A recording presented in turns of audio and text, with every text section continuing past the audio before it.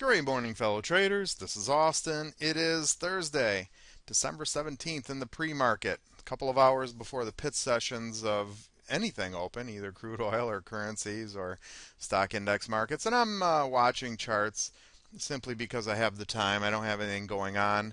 However, I'm going to talk to you about what I'm going to have as a scheduled structured workday in 2016 and onwards. We're at a period of time right now. The FOMC event just passed yesterday. It was the most widely watched in 11 years.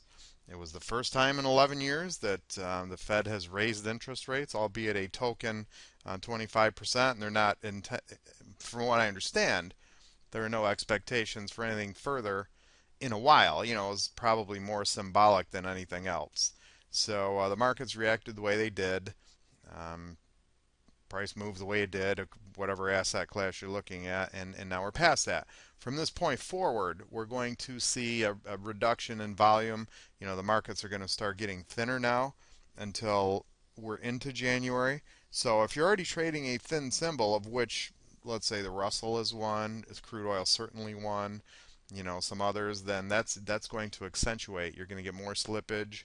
You're going to get more wild spikes and swings and stuff out of the blue and so on. And even if you're trading the thicker symbols like bonds, like the euro, like the S&P, it's going to be a little thinner too, right? Two of the most challenging times of the year to trade on a fundamental basis consistently: the second half of August and the second half of December. That's when markets just slow down, and all of a sudden they get thicker in January, and then from, say, January through April is generally one of the best periods of trading on a fundamental basis. So enough about that. Let's take a look at the S&P. Now, as I've said in the blog here recently, I've shifted the majority of my attention to the S&P for a couple of reasons from crude oil, and it all has to do with liquidity, basically the thickness of the market. Crude is to a point, and it's been at this point since, let's say, September, October, for a few months. For whatever reasons, it got thinner than it had been in a while. It has become a rather illiquid market, and by that I mean when price is actually moving directionally, it explodes. Everything is a violent explosion. There's not a gradual or a methodical change from going down to going up. Everything it's either sideways and then blam, a big spike, or slam, a big drop, and then it goes back into its chop mode, so that it's hard to read the tape, number one, but more importantly, it's hard to execute. If you have no warning ahead of time when price makes an explosion, you're not able to prepare for it. And then after the fact, you look back on the charts, other people look back on the charts, with the benefit of hindsight, and say, oh yeah, how could I have figured that out? How could I have gotten in here or there? You can't. That's the problem with abrupt markets. And then number two, trading size has become a real problem in crude oil. Even one or two lots have been slipping several ticks. Some of the more recent crude oil trades that I took, and I understand we're having this conversation while we look at the S&P, but follow along here. Some of the recent crude oil trades I've taken would commonly slip 2 ticks, 4 ticks, 5 ticks, sometimes even 8 or 10 or 12 ticks once in a while when I would happen to have an order pre-staged into one of those explosive moves. That's a challenge. It's really the hardest thing in trading, the hardest thing in futures trading for sure, is to trade one contract at a time. One in, one out, one in, one out, one in, and one out. That is hands down the hardest thing to accomplish. And no professional trader does that. There are 0 full-time professional traders, with any exceptions in any market, that trade one contract. And damn few that trade multiple contracts all at once in and out. The vast majority of professional traders who really make money, who really do this on a serious basis, trade multiple contracts, and they use a multiple entry technique. That's just the facts. That's the truth. Whether anybody likes it or not doesn't change the fact that it's the truth. All right?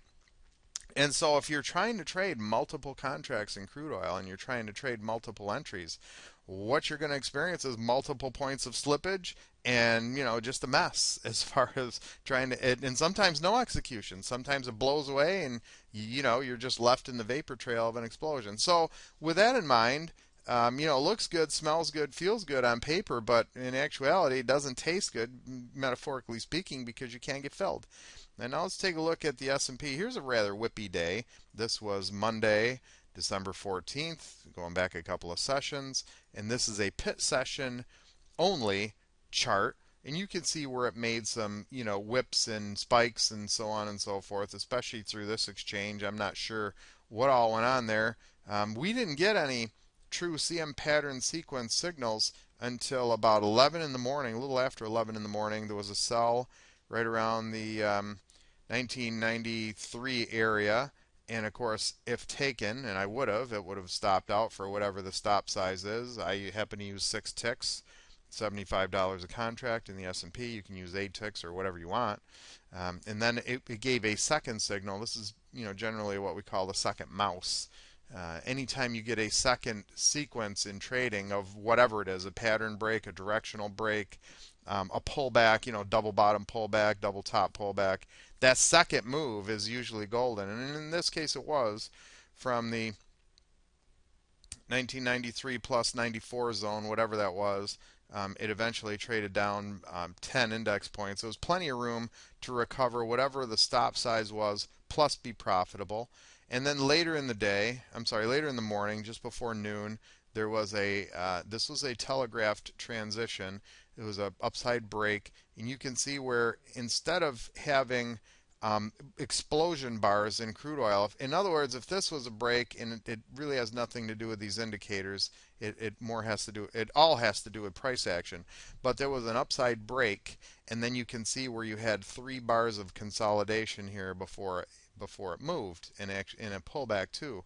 If this was crude oil, it would have generally the consolidation would have came at the indecision point, and then there'd be an explosion through, and you've got to try to chase it or pre-stage or whatever. That's the difference between illiquid symbols such as crude, such as the Russell 2000, such as others, versus more liquid symbols. You get methodical price action that gives you a chance to actually plan and strategize and catch your breath.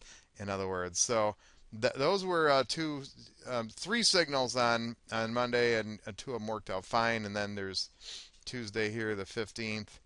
That's a day to avoid.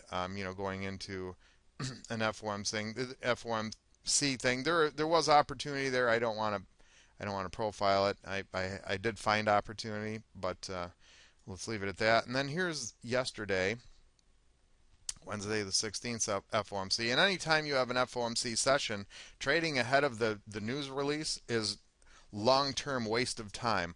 Once in a while, in an FOMC session, prior to the news, there's going to be some sort of signal, some sort of trade. You're going to take it, and it's going to work out. All right.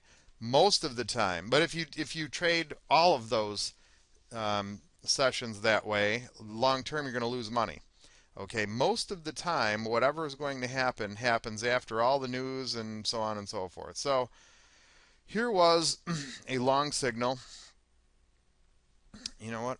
I'm going to actually turn on. So I didn't take that first one, I don't believe. Let me see here. No, I did not. So here's a long signal. This is a break and pullback of resistance. They broke resistance and then pulled back to resistance. And I didn't take that one. I don't know why. I think it was still outside of my period. I wanted to give price a little bit of time. And so then this was a second pattern sequence and pullback, and I did execute there, and then I exited for just an arbitrary 5 points plus a tick. I threw on that tick there to cover costs, and then that was that. And then they went into consolidation mode. I didn't trade any further, didn't attempt to. Here was a sell, depending on where you got filled and where you place your stop. That may or may not have worked right away, but it never worked anyway. Either, it didn't work, period, no matter what. And then afterwards, this was a well-telegraphed, easily captured long trade signal into the afternoon, and then it took no heat on the stop. The buy was 2050 plus 2051, and that, of course, ran straight up in the air over a brief period of time, and then that was that. All right, so the difference between the S&P and crude oil and the Russell and XYZ symbols and so on is merely price behavior. When you have a thicker market, you're able to trade multiple contracts, which all serious traders do. There are no serious traders anywheres that trade just one contract constantly. All right. So it allows you to trade multiple symbols and get filled where you want, hold stops where you want, not experience slippage all over the place. In other words, not suck in your breath every time you place an order and pray to God that you get filled where you want to and the slippage isn't terrible or your stop doesn't get blown through before honored. All right? Just market liquidity, because when it comes to trading, thin is definitely not in. You're going to see more profiled of S&P trades as we wrap up 2015 and move into 2016. And then there's also some year-end educational package specials, some pricing and features here to take advantage of on a limited time offer too. So hope this helps. Look forward to seeing you inside. And as always, best trading wishes.